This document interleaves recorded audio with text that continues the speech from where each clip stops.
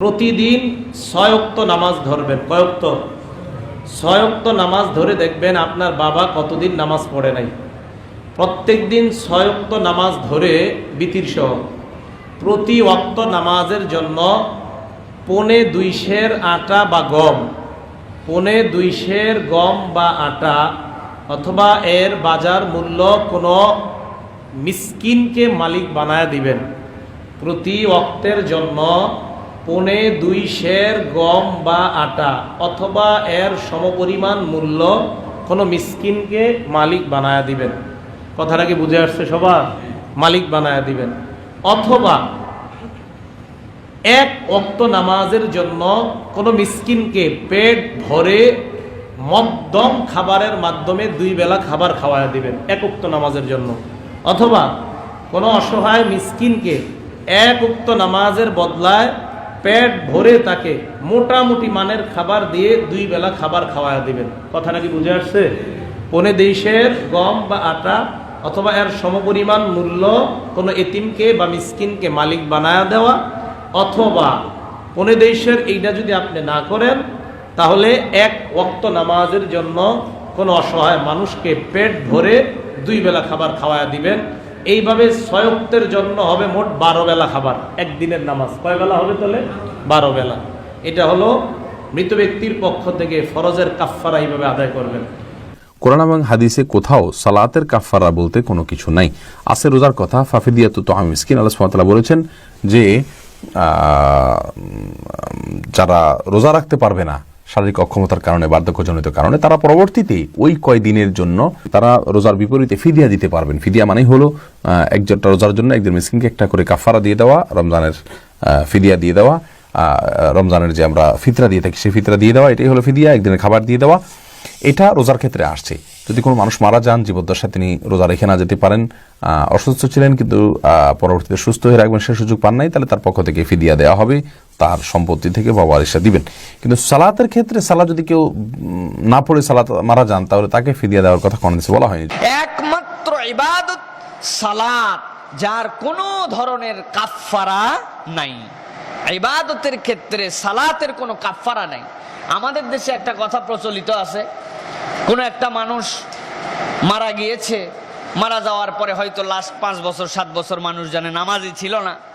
এখন মুসলমানদের গোরস্থানে তাকে দাফন দেওয়ার পরে বলল কতদিন নামাজ পড়ে নাই, এতদিন কাফফারা দিয়ে দাও। টাকা পয়সা ছিল, মালদার পার্টি ছিল, 2-3 লাখ টাকা আদায় করে দিল। মনে করলো আল্লাহ রাব্বুল আলামিনও বুঝলো যে আল্লাহর রাস্তায় কিছু তো দেওয়া হলো, এই জন্য বোধহয় কাফফারা আদায় হবে। নামাজের কোনো কাফফারা নাই।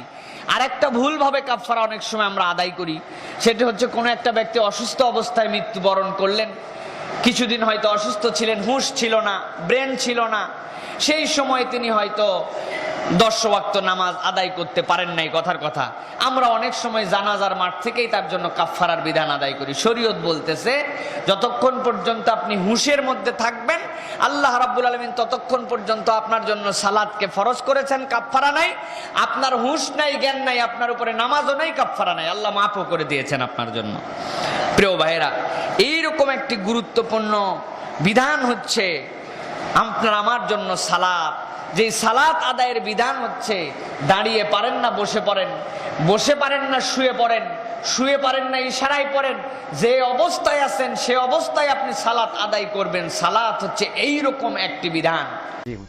জি, আমাদের সমাজে যেটা আছে, রোজার কাফফারা কোরআন হাদিসে আছে, নামাজের কোনো কাফফারা কোরআন সুন্নাহে কোথাও নেই। কারণ নামাজের কোনো কাফফারা হয় না। নামাজ যতক্ষণ হুঁশ থাকে পড়বে, হুঁশ নেই পড়বে না। আল্লাহ এত সহজ করেছেন। আর রোজাটা অর্থাৎ রোজা 16 আনা, সকাল থেকে সন্ধ্যা পর্যন্ত না খেয়ে থাকতে হবে। যদি না পারো কাফফারা দাও। আর রোজা হলো 16 আনা নয়, তুমি নামাজ পড়ো দাঁড়িয়ে, না হলে বসে, না হলে শুয়ে, ওযু করে, না হলে চোখের ইশারায়, অর্থাৎ 16 আনা, 15 আনা, 14 আনা, 1 আনা, আধা পয়সা হলো হাজিরা দাও মাপ। এই জন্য নামাজের কোনো কাফফারা নেই।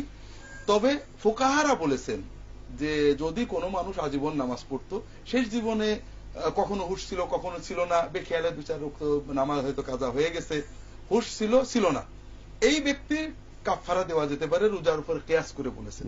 আমাদের সমাজে যেটা আছে সেটা হলো নামাজ পড়িনি কাজেই কাফফারা দেন। কাফফারা কত? জীবনে 1000 ওয়াক্ত নামাজ কাজা করেছে, 1 লাখ টাকা কাফফারা হয়েছে, অত দিতে পারবেন, একটা কোরআন দিয়ে দেন। ইসলামের সাথে মশকরা করার এর চেয়ে খারাপ চিত্র আর কিছু হতে পারে না।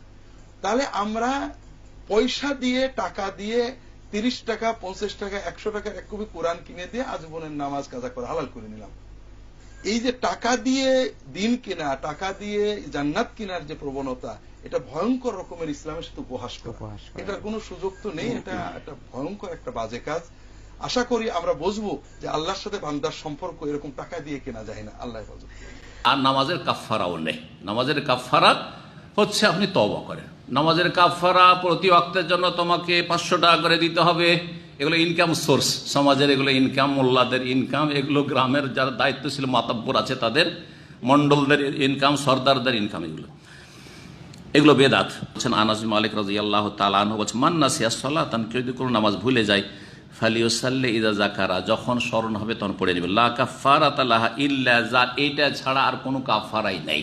তাহলে বোঝা নামাজের কোনো কাফফারা নেই। ওর দলিল পেলেন না? পেলেন না? লা কাফফারাতা লাহু ইল্লা যালিকা, এর ছাড়া আর কোনো কাফফারাই নেই। তাহলে কেউ যদি বলে যে এক এক নামাজের তোমাকে 10,000 রিয়াল করে দিতে হবে, তাও কাফফারা হবে না। বলছে এক নামাজের জন্য তোমাকে রাষ্ট্রপতি পদ থেকে তোমাকে পদত্যাগ করতে হবে, আরেকজনকে দিয়ে দিতে হবে। হ্যাঁ, তুমি যে এমপি ইলেকশনে লড়ে জিতেছো বা মন্ত্রী হয়েছে, সে পদটা আরেকজনকে দিয়ে দিতে হবে, তা তো হবে। গোটা রাষ্ট্র দিয়ে দিব রাজা, তাও কিছু হবে না। কাফফারা নেই, কোনো কাফফারা নেই। জি, তো কাজা করতে হবে যদি ভুলে গিয়ে থাকে। আর অবহেলায় যদি ছেড়ে থাকে, গাফিলতিতে ছেড়ে থাকে, তাহলে তওবাতুন নাসুহা, খালেস দিলে তওবা করবে, আর বেশি বেশি সুন্নত নফল করবে। ইন্নাল হাসানাত ইউযহিবুস সাইয়্যাত, কিয়ামতের দিনে সুন্নত নফল দিয়ে ঘাটতি পূরণ করা হবে, যেমন সহিহ হাদিস রয়েছে। কিন্তু উমরি কাজা বেদাত, আর কাফফারাও বেদাত। কাজা সালাতের কাফফারা কি? কাজা কাজা। সালাতের কাফফারা না, কাজা সলাতের কোনো কাজা মানে কি? কাজা মানে পুরা করা।